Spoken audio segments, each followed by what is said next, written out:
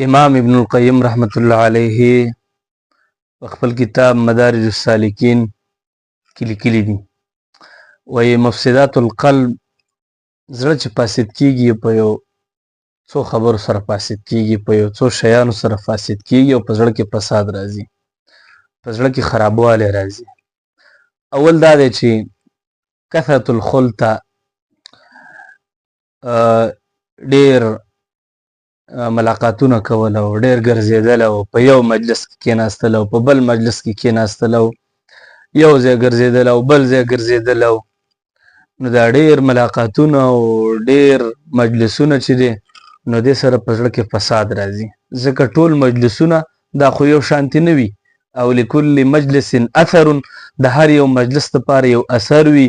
نو کله کله دا داسې کېږي چې په داسې یو مجلس باندې دی برابر شي چې هغه مجلس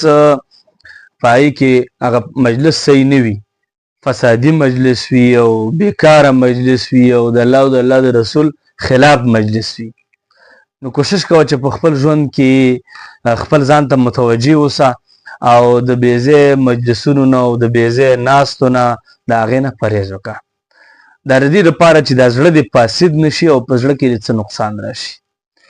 دویم چې زړه فاسد کیږي نو هغه الاسراف فی الطعام دی په خوراک کې اسراف کول ډېر خوراک کول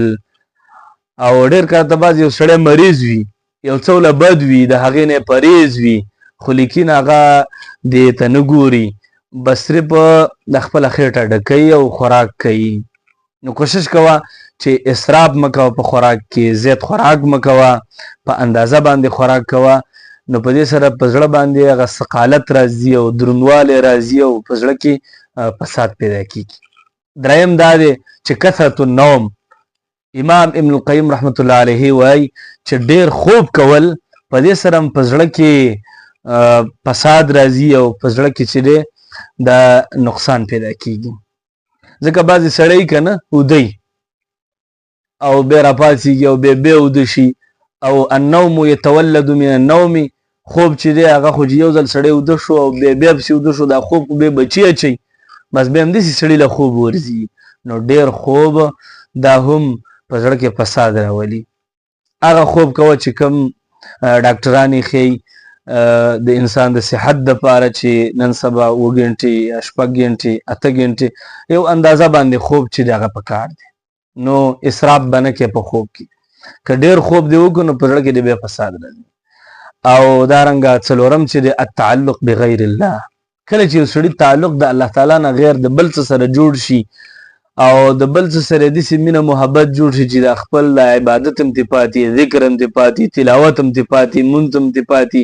او د غیر الله سره تعلق وي نو د ده په زړه کې بیا فساد راځي په زړه کې بیا نقصان راځي. او دارنګه پنځم چې دی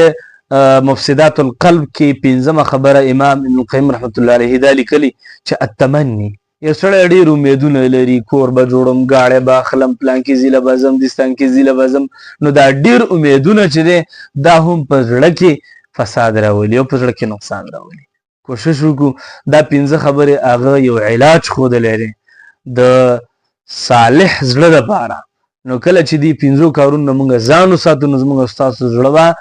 د فساد نه بچ شي او زړه به مو روغ شي.